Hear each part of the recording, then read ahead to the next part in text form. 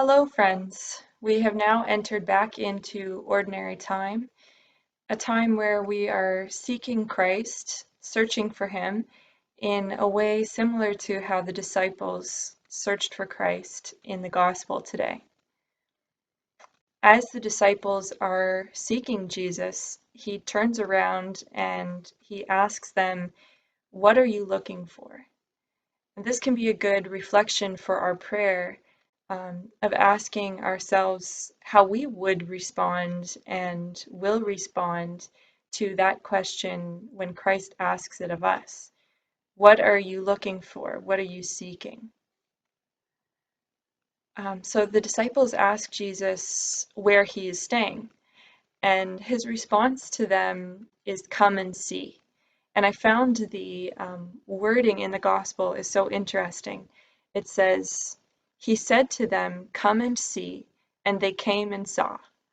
So they respond exactly and promptly to what he's asking.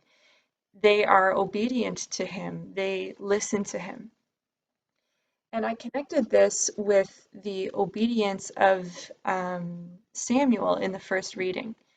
So Samuel responds 4 times to the call of God.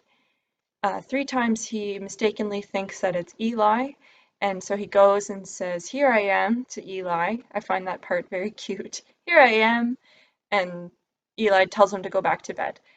But after 3 times, Eli finally clues in, and in his wisdom, he instructs Samuel, when the Lord calls next time, say, "Speak, your servant is listening."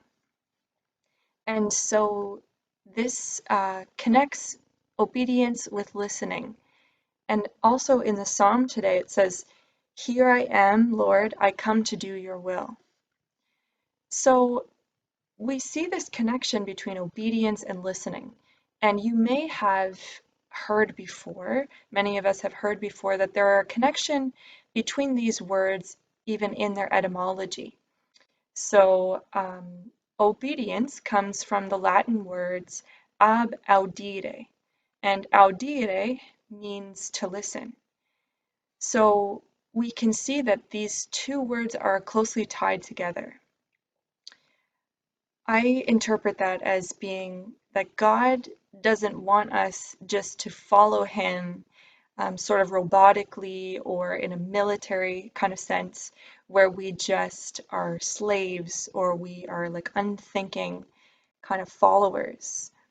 God wants us to listen in openness because he loves us and he has a beautiful word that he wants to speak to us, a beautiful plan for our lives that he wants us to follow, to obey. And so that is my prayer for all of us moving forward this week, that we can learn to listen to God even in these ordinary times of our lives. So we can listen to him in silence, listen to him in his word, and hopefully that we will realize that following him is almost anything but ordinary. We have more of really an extraordinary encounter with him when we act like the disciples. We come and see where he is staying, and we go to stay with him there. So may God bless you and keep you, and have a wonderful week.